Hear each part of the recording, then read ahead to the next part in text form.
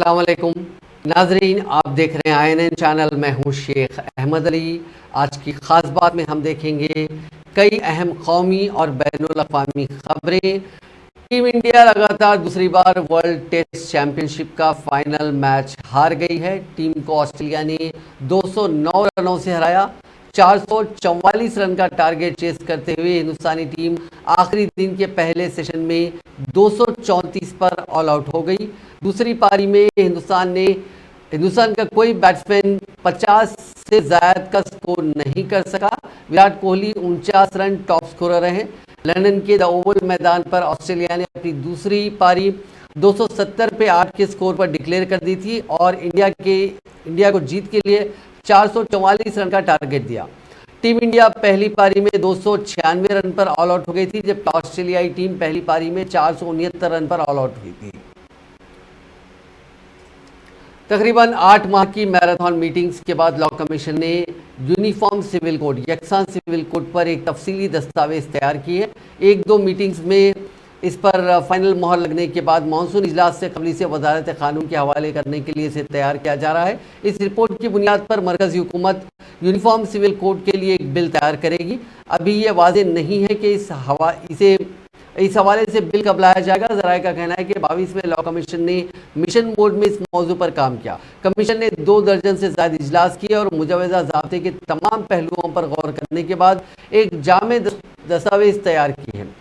इनमें civil code से मुतालिक तमाम मज़ाहिब के क़वानीन और रस्म व रिवाज पर गहराई से गौर किया गया। एक आला वज़ीर ने इशारा दिया कि हुकूमत को यकसान सिविल कोड, तब्दीली मजहब मुखालिफ कानून या आबादी कंट्रोल कानून साजी जैसे हिसास मसाइल से निपटने में कोई जल्दी नहीं है। माना जा रहा है कि 2024 के इंतखाबात से पहले बीजेपी का अगला हदफ यकसान सिविल कोड हो सकता है। बीजेपी जनसंघ के वक्त से ही मुल्क में यकसान सिविल कोड की बात कर रही है। पार्टी ने 2014 और 2019 के लोकसभा इंतखाबात के लिए अपने मंशूर में इस मसले को शामिल किया था। ज़राए के मुताबिक यूसीसी का मुताला करते हुए कुछ मियारात सामने लाए गए हैं और उनके दायरे कार में रहकर रिपोर्ट पर काम किया गया। ज़ाब्ता ऐसा होना चाहिए, यानी जिन पॉइंट्स पर ये दस्तावेज तैयार किया गया उसमें है कि ज़ाब्ता ऐसा होना चाहिए कि औरत और मर्द में कोई तफरीक ना हो, मजहबी अकायद और जज्बात का एहतराम बरकरार रखा जाए, तलाक के मामलात में बच्चों के हुकूक को यकीनी बनाया जाए, कोड ज़्यादा से ज़्यादा काबिल कबूल होना चाहिए और इसे आइन के मियार पर पूरा उतरना चाहिए। दिल्ली पुलिस ने रेसलिंग फेडरेशन ऑफ इंडिया के साबिक सदर ब्रिजभूषण पर इल्ज़ाम लगाने वाले 2 खवातीन रेसलर से जिनसी हरासानी के फ़ोटो और ऑडियो वीडियो सबूत मांगे हैं। दिल्ली पुलिस को इस मामले में 15 जून तक अदालत में चार्जशीट पेश करना है। पुलिस ने पहलवानों से ये सबूत मांगे हैं। पहला, कि जिनसी तौर पर हरासा किए जाने के वाक़यात की तारीख और दफ्तर के उस वक्त के WFI के दौरों का जो पीरियड था, दौरानिया था, उसके बारे में पहलवानों के रूममेट और मुमकिन गवाहों की शिनाख्त, खास तौर पर अगर वो उस वक्त बैरून मुल्क मुकीम थे। उस होटल के बारे में मालूमात जहां एक पहलवान ब्रिजभूषण दफ्तर के दौरान ठहरे थे। एक पहलवान और उसके रिश्तेदार से धमकियां में फ़ोन कॉल्स के बारे में मालूमात हासिल करना, किसी भी वीडियो, तस्वीर, कॉल रिकॉर्डिंग या व्हाट्सएप चैट फराहम करने को कहा गया। ब्रिजभूषण के खिलाफ 2 FIR दर्ज है। एक मामला बालिग खवातीन पहलवानों की शिकायत पर है, जिसमें ब्रिजभूषण पर छेड़छाड़ का इल्ज़ाम है कि वो ज़बरदस्ती जिस्मानी ताल्लुकात बनाने की कोशिश कर रहे थे। दूसरा मामला एक नाबालिग पहलवान की शिकायत पर है, जो पहले पॉक्सो एक्ट के तहत दर्ज किया गया था। अब नाबालिग पहलवान और उसके वालिद ने जिनसी ज्यादती के अपने बयान को वापस ले लिया और सिर्फ इम्तियाजी सलूक की बात कही है। एक तरफ पहलवान WFI के साबिक सदर और बीजेपी के रुकने पार्लियामेंट ब्रिजभूषण शरण सिंह के खिलाफ कार्रवाई का मुतालबा कर रहे हैं, जिन पर जिनसी इस्तेसाल का इल्जाम है। दूसरी तरफ संगीन इल्जाम से बेखौफ ब्रिजभूषण सिंह ने 2024 में होने वाले लोकसभा इंतखाबात की तैयारी शुरू कर दी। ब्रिजभूषण शरण सिंह ने इतवार को ऐलान किया कि वो 2024 का लोकसभा इंतखाबात एक बार फिर से अपने हल्के कैसरगंज से लड़ेंगे। हिंदुस्तान की चोटी की खवातीन रेसलर्स की जानिब से जिनसी तौर पर हरासा किए जाने के इल्जाम का सामना करने वाले ब्रिजभूषण शरण सिंह नरेंद्र मोदी हुकूमत के 9 साल मुकम्मिल होने पर उत्तर प्रदेश के गोंडा में एक रैली से खिताब कर रहे थे। चुनाव आ रहा है। ऐसी स्थिति में हम ब्रिजभूषण शरण सिंह का संदेश क्या है? 2024 में भारतीय जनता पार्टी की सरकार बनेगी, पूर्ण बहुमत की बनेगी। उत्तर प्रदेश की सभी सीटों पर भारतीय जनता पार्टी जीत कर जाएगी। संसदीय चीज और जानना चाहिए सबसे विषय के तमाम तरह की बातें सामने अब उसके कोई विषय नहीं है। शादी की तारीखी की जैसे उन्होंने 12/2/70 हटाया, उसकी आपने तारीखी की मंजूरी तो गलत किया क्या? गलत क्या? क्या दिलाना पड़ता है? कार्यकर्ताओं को क्या दिलाना पड़ता है? चुनाव की तैयारी कहाँ से कर रहे हैं, गोंडा से या अयोध्या से? कैसरगंज लोकसभा से चुनाव लड़ूंगा। ऐलान है चुनाव आ रहा है।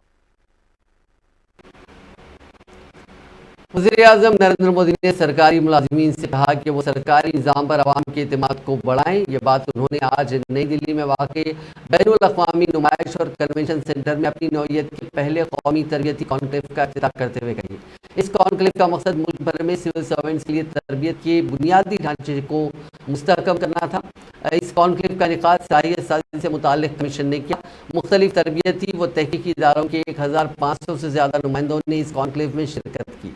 मरकजी हुकूमत के महकमा और रियासती हुकूमतों और बल्दियाती इदारों के सिविल सर्वेंट्स ने प्राइवेट सेक्टर के माहिर ने इस कॉन्क्लेव में होने वाले गौर व खौफ में हिस्सा लिया। एक ट्वीट में नरेंद्र मोदी ने कहा कि आज का कौमी तरबियती कॉन्क्लेव हुकूमत के सीखने और बेहतर तौर पर खिदमत करने की कोशिशों का एक हिस्सा है। वज़ीर आज़म ने सलाहियत साजी और खिदमत को बढ़ाने की अहमियत को उजागर किया। उन्होंने कहा कि हुकूमत ने एक भारत के लिए चैलेंजेस को मौके में तब्दील करने का अमल जारी किया है। मरकजी वज़ीर दाखिला अमित शाह ने कहा कि मोदी हुकूमत ने हाल ही में मुल्क की नई पार्लियामेंट भवन का इफ्तिताह किया, जिसमें तमिलनाडु के चोला एम्पायर के सेंगोल को कायम किया है। 2024 के लोकसभा इंतखाबात में 300 से ज़्यादा सीटों के साथ फिर से मोदी हुकूमत बनेगी। उन्होंने तमिलनाडु के लोगों से दरख्वास्त की कि वो अगले इंतखाबात में तमिलनाडु से कम 25 एमपीज़ को इलेक्ट करें और उन्हें मोदी का शुक्रिया अदा करने के लिए पार्लियामेंट भेजें।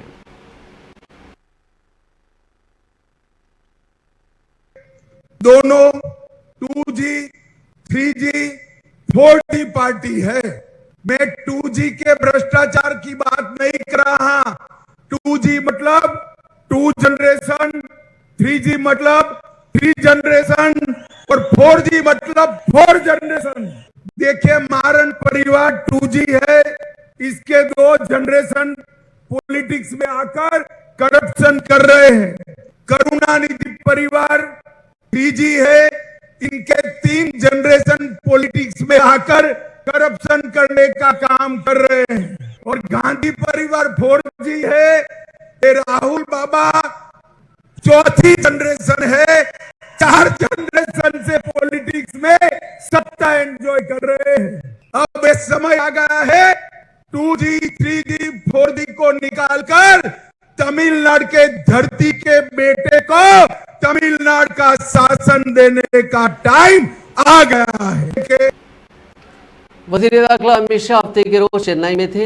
एयरपोर्ट पर उतरते ही वहां की बिजली गुल हो गई, स्ट्रीट लाइट बंद हो गई और एयरपोर्ट के आसपास अंधेरा छा गया। इस पर बीजेपी ने तमिलनाडु की डीएम की हुकूमत पर वज़ीर दाखिला की सिक्योरिटी में चूक का इल्ज़ाम लगाया और जांच की मांग को लेकर मुजाहरा किया। जवाब में डीएम के लीडर टीकेएस एलंगोवन ने बीजेपी पर बेवजह सियासत करने का इल्ज़ाम लगाया। उन्होंने कहा कि रियासत में गर्मी की वजह से 1 महीने में बिजली की खपत में इजाफा हुआ, कभी कभी बिजली चली जाती है, जानबूझकर नहीं किया जाता। एलंगोवन ने कहा कि वज़ीर-ए-आज़म नरेंद्र मोदी का काफिला जब जम्मू कश्मीर गया था तब पुलवामा में दहशतगर्द हमला हुआ था, इसके लिए कौन जिम्मेदार है? बीजेपी चाहे तो इसकी भी सीबीआई जांच करवा ले। बीजेपी इस मुद्दे पर सियासत कर रही है। वहीं इलेक्ट्रिसिटी बोर्ड के सोर्सेज के मुताबिक 230 केवी की high tension supply line grid से डिस्कनेक्ट हो गई थी, इसी के चलते बिजली गुल हो गई। बिजली सिर्फ एयरपोर्ट एरिया में गुल नहीं हुई थी बल्कि पोरूर, सेंट थॉमस माउंट और दीगर इलाकों में भी गई थी। हफ्ते की रात 9:30 बजे से 10:12 तक बिजली गुल रही। इलेक्ट्रिसिटी बोर्ड ने दूसरे ऑप्शंस का इस्तेमाल करके उन इलाकों में बिजली रिस्टोर की।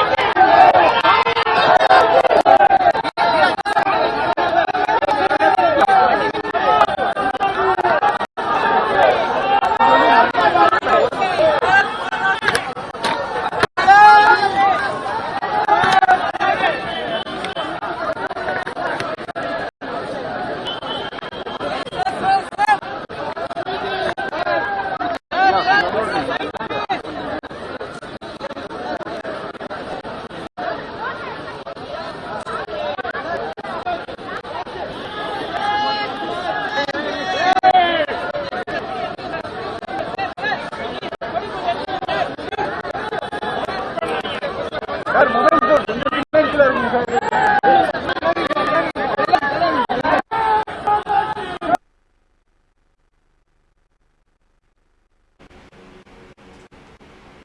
के वज़ीर आला सिद्धारामैया ने खवातीन को शक्ति स्कीम के तौर पर सरकारी बसों में मुफ्त सफर का तोहफा फराहम किया है। ये कांग्रेस की तरफ से दी गई 5 जमानतों में से पहली जमानत है जो नाफिज कर दी गई है।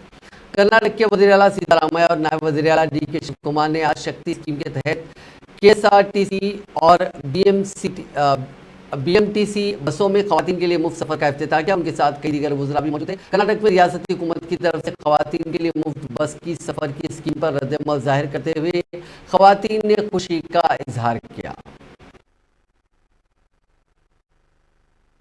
ಕರ್ನಾಟಕ ರಾಜ್ಯ ರಸ್ತೆ ಸಾರಿಗೆ ಸಂಸ್ಥೆ ವಾಯುವ್ಯ ಕರ್ನಾಟಕ ರಸ್ತೆ ಸಾರಿಗೆ ಕಲ್ಯಾಣ ಕರ್ನಾಟಕ ರಸ್ತೆ ಸಾರಿಗೆ ಇದರೊಂದಿಗೆ ಬೆಂಗಳೂರು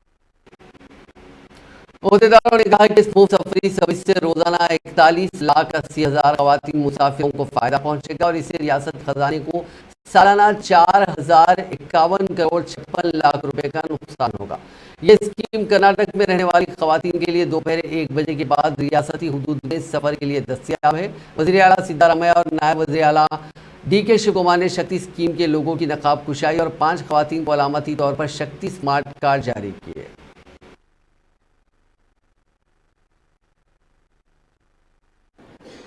ಅದಕ್ಕೆ ಹೆಣ್ಣು ಸಮಾಜದ ಕಣ್ಣಿದ್ದಂತೆ ಅಂತ ಕರೀತೀವಿ. ಕನ್ನಡದ ಕವಿಯತ್ರಿ ಪೆಣ್ಣು ಪೆಣ್ಣೆಂದೇಕೆ ತೆಗಳುವಿರಿ, ಪೆಣ್ಣಲ್ಲವೇ ನಮ್ಮನ್ನೆಲ್ಲ ಪಡೆದ ತಾಯಿ. ಯಾರು ಹೇಳಿರೋದು? ಕನ್ನಡದ ಕವಿಯತ್ರಿ. ಯಾರು ಹೇಳಿರೋದು?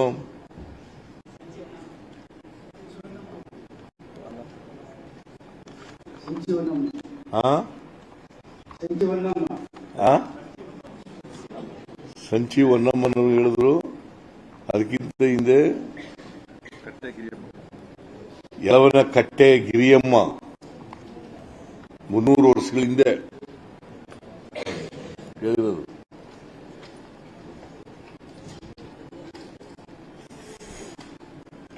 ಸಂಚಿ ಹೊನ್ನಮ್ಮನು ಕೂಡ ಹೇಳಿದ್ರು.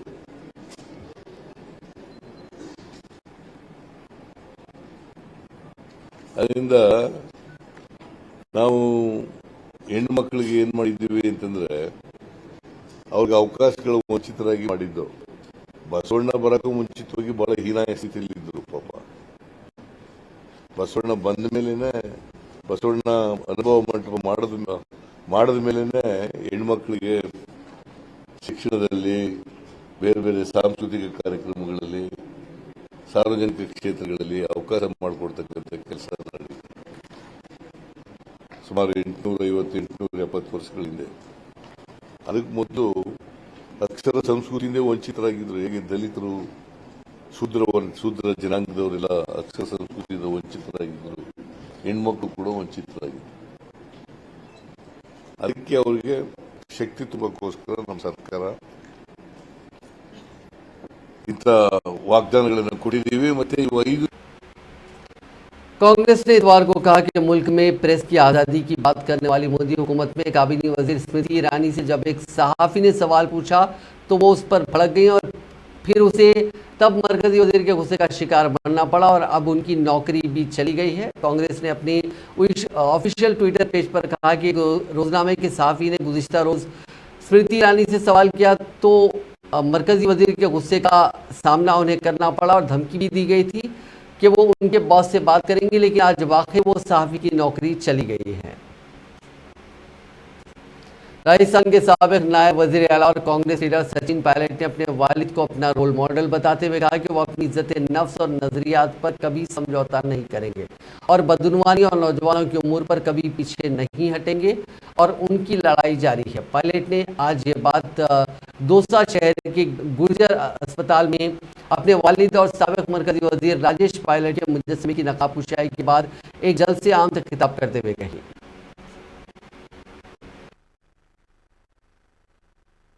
22 साल का था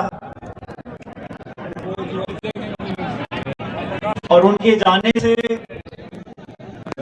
जो कमी इस क्षेत्र को हम सबको परिवार को हुई, उसकी भरपाई शायद कभी नहीं हो सकती। लेकिन मुझे इस बात का संतोष है, कि इस क्षेत्र की जनता ने, आप सब लोगों ने मुझको, मेरे परिवार को कभी एहसास नहीं होने दिया कि स्वर्गीय पायलट साहब हमारे साथ नहीं। 23 साल का समय बहुत लंबा समय होता है और इन 23 सालों में बहुत कुछ हम लोगों ने देखा, बहुत सारे अनुभव हमारे रहे। लेकिन एक बात जो मैंने 23 साल पहले खुद को कही थी, अपने आप को कही थी, उस बात पर मैं पहले भी अमल था और आज भी अमल हूं। राजेश पायलट जी ने अपने जीवन में तवील अरसे के बाद दिल्ली के वज़ीर आला अरविंद केजरीवाल एक बार फिर दिल्ली के रामलीला मैदान पहुंचे। आम आदमी पार्टी ने इतवार को एक बड़ी रैली बुलाई थी। केजरीवाल ने रैली से खिताब करते हुए कहा कि 12 साल पहले हम बदउनवानी के खिलाफ इसी मैदान पर जमा हुए थे। आज 12 साल बाद एक बार फिर इसी मैदान पर हम एक मुतकब्बिर तानाशाह को हटाने के लिए जमा हुए हैं। आम आदमी पार्टी ने इस रैली को मरकजी हुकूमत के ऑर्डिनेंस के खिलाफ मुनक्किद किया था। आम आदमी पार्टी ने इल्ज़ाम लगाया है कि मरकज की मोदी हुकूमत दिल्ली की मुंतखब हुकूमत को काम करने नहीं देना चाहती है।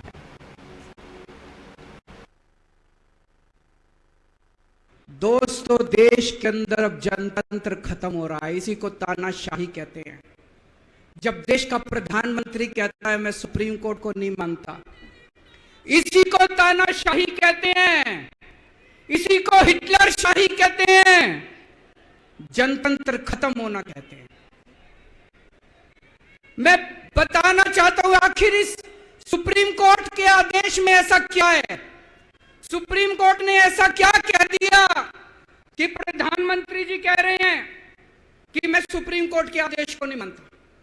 सुप्रीम कोर्ट ने अपने आदेश में बोला कि भारत एक जनतंत्र है, भारत में जनता सुप्रीम है, जनता अपनी सरकार चुनती है, उस सरकार को जनता के काम करने का पूरा अधिकार होना चाहिए। दिल्ली में भी लोग सरकार चुनते हैं, दिल्ली की सरकार को भी, जिस भी सरकार को दिल्ली के लोग चुनते हैं, चाहे इस पार्टी की सरकार हो चाहे उस पार्टी की सरकार हो, सुप्रीम कोर्ट ने कहा कि जो भी सरकार दिल्ली के लोग चुनते हैं, जनता सुप्रीम है, दिल्ली की जनता सुप्रीम है, उस सरकार को काम करने का अधिकार होना चाहिए। मैं आपसे पूछना चाहता हूं, क्या सुप्रीम कोर्ट ने गलत बोला? क्या प्रधानमंत्री को सुप्रीम कोर्ट का आदेश मानना चाहिए? मोदी जी कहते हैं मैं सुप्रीम कोर्ट का आदेश नहीं मानता। मोदी जी ने अध्यादेश पारित कर दिया और सुप्रीम कोर्ट के आदेश को खारिज कर दिया। मोदी जी का अध्यादेश क्या कहता है? प्रधानमंत्री जी ने जो अध्यादेश पारित किया, ये क्या कहता है? मोदी जी का अध्यादेश कहता है कि अब दिल्ली के अंदर जनतंत्र नहीं होगा, अब दिल्ली के अंदर तानाशाही चलेगी, अब दिल्ली के अंदर जनता सुप्रीम नहीं है, अब दिल्ली के अंदर एलजी सुप्रीम होगा।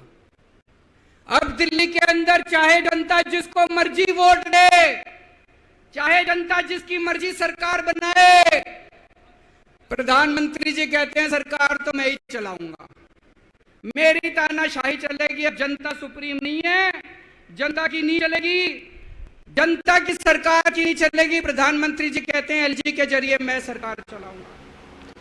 लुधियाना में एटीएम कैश कंपनी से आधी रात को 7 करोड़ की लूट मामले में बड़ा खुलासा हुआ है। कैश वैन को मुल्लापुर में छोड़ने के बाद लुटेरे स्विफ्ट और स्विफ्ट डिजायर कार में फरार हुए थे।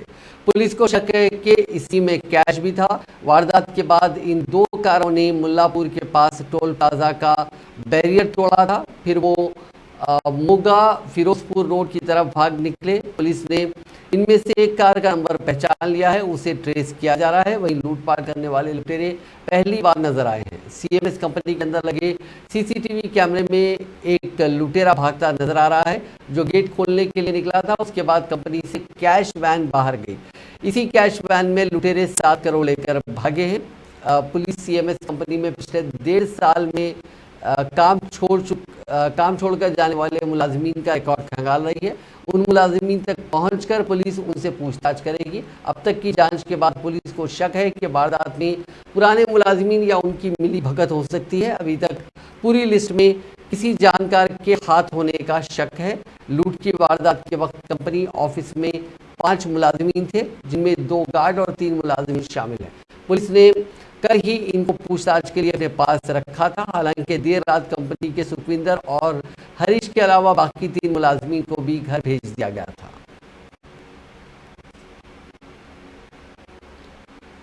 अरेबियन सी से गुजर रहे बिपरजॉय तूफान एक शदीद गर्दाबी तूफान में बदल गया है। महकमा मौसमियात के सुबह 8:30 बजे के अपडेट के मुताबिक ये तूफान गुजरात के पोरबंदर से 460 किलोमीटर, द्वारका से 510 किलोमीटर और कच्छ के नारिया से 600 किलोमीटर दूर था। ये बीते 8 घंटे में 8 किलोमीटर फी घंटे की रफ्तार से आगे बढ़ा है। इसके 15 जून तक गुजरात के मांडवी और पाकिस्तान के कराची के बीच साहिल पर पहुंचने का अंदाजा है। इस दौरान 125 से 135 किलोमीटर की रफ्तार से हवाएं चलेंगी, जो 150 किलोमीटर फी घंटे की रफ्तार तक भी जा सकती हैं। किसी तरह के खतरे से निपटने के लिए पोरबंदर, गिर सोमनाथ और वलसाड़ में एनडीआरएफ को तैनात किया गया है। वहीं कराची पोर्ट ने रेड अलर्ट जारी किया है। तूफान के चलते गुजरात में अगले 5 दिन तक आंधी चलेगी। सबसे ज्यादा असर सौराष्ट्र कच्छ इलाके में होगा। पंजाब के अमृतसर एयरपोर्ट से उड़ान भरने के बाद इंडिगो की flight 6E645 Pakistan air space में पहुंच गई। तकरीबन 31 मिनट तक ये उड़ान पाकिस्तान एयर स्पेस में रही और फिर महफूज इंडियन एयर स्पेस में लौट आई। खराब मौसम के चलते ऐसा हुआ है और इंटरनेशनल कवायद के मुताबिक पाकिस्तान को स्पेस देनी पड़ी। मिली जानकारी के मुताबिक इंडिगो की फ्लाइट ने हफ्ते की रात 8:01 पर, जो कि हिंदुस्तानी वक्त के मुताबिक है, अमृतसर एयरपोर्ट से अहमदाबाद के लिए उड़ान भरी थी, लेकिन चंद मिनटों में ही मौसम खराब हो गया। हवा के साथ उड़ान को पाकिस्तान एयरस्पेस में जाना पड़ा। पाकिस्तान सिविल एविएशन अथॉरिटी के मुताबिक ये फ्लाइट लाहौर के पास पाकिस्तान में भटक गई और गुजरांवाला तक चली गई। पाकिस्तान फ्लाइट राडार के मुताबिक इंडिगो प्लेन 454 नॉट्स की रफ्तार के साथ लाहौर के नॉर्थ में लगभग 8 बजे, जो कि हिंदुस्तानी वक्त के मुताबिक दाखिल किया और रात 8:31 पर वो लौट आया। 4 साल पहले पाकिस्तान ने अपना एयर स्पेस हिंदुस्तानी प्लेन्स के लिए बंद कर दिया था। तब से लेकर अभी तक इंडिया पाकिस्तान एयर स्पेस का इस्तेमाल नहीं करते हैं।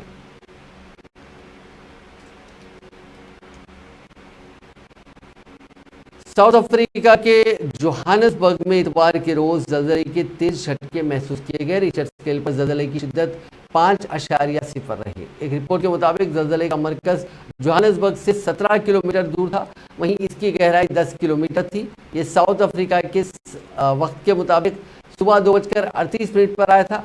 ज़लज़ले के झटके सिर्फ जोहानसबर्ग ही नहीं बल्कि आसपास के पूरे इलाके में महसूस किए गए। इसकी वजह से कई घरों में दरारें भी आई हैं। हालांकि ज़लज़ले से किसी बड़े नुकसान की फिलहाल कोई खबर नहीं है।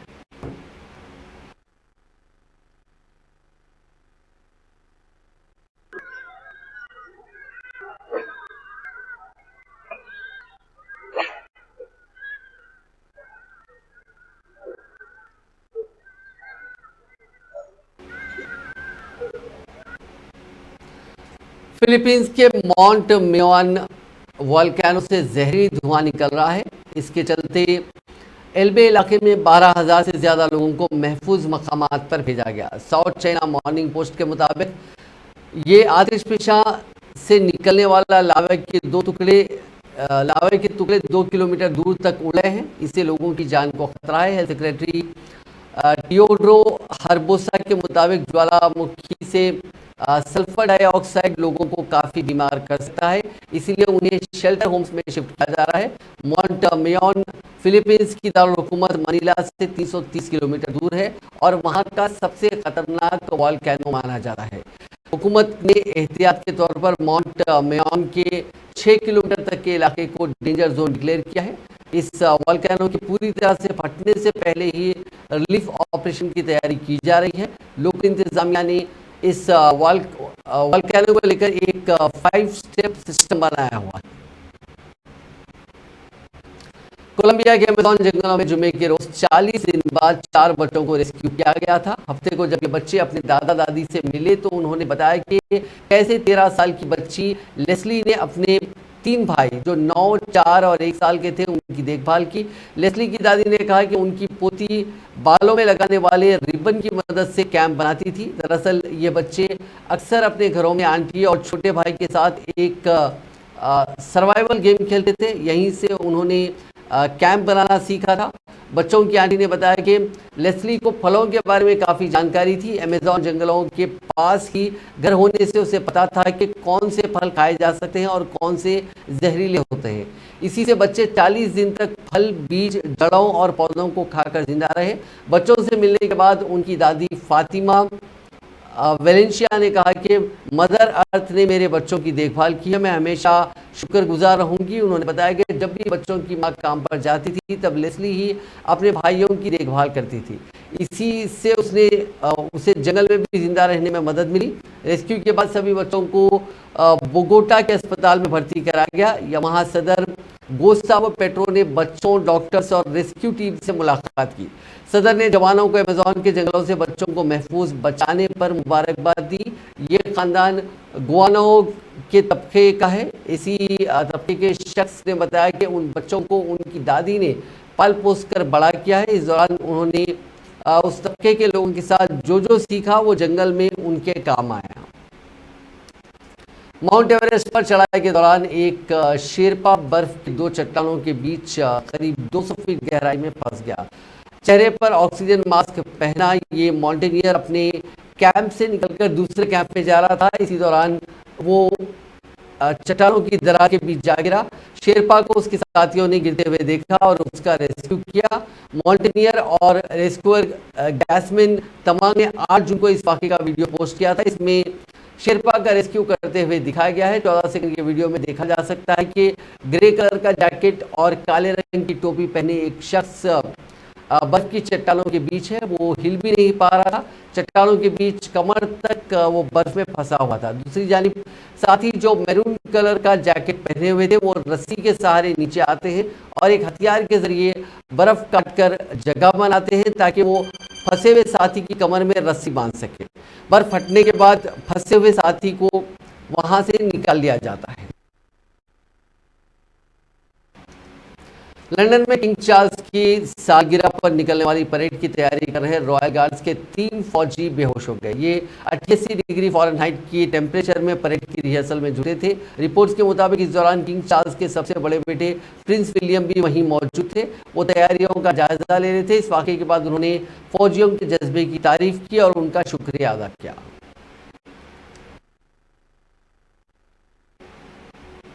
नाज़रीन, आज की खास बात में बस इतना ही। आपसे कल मुलाकात होगी नई खबरों के साथ। आप देखते रहिए INN चैनल।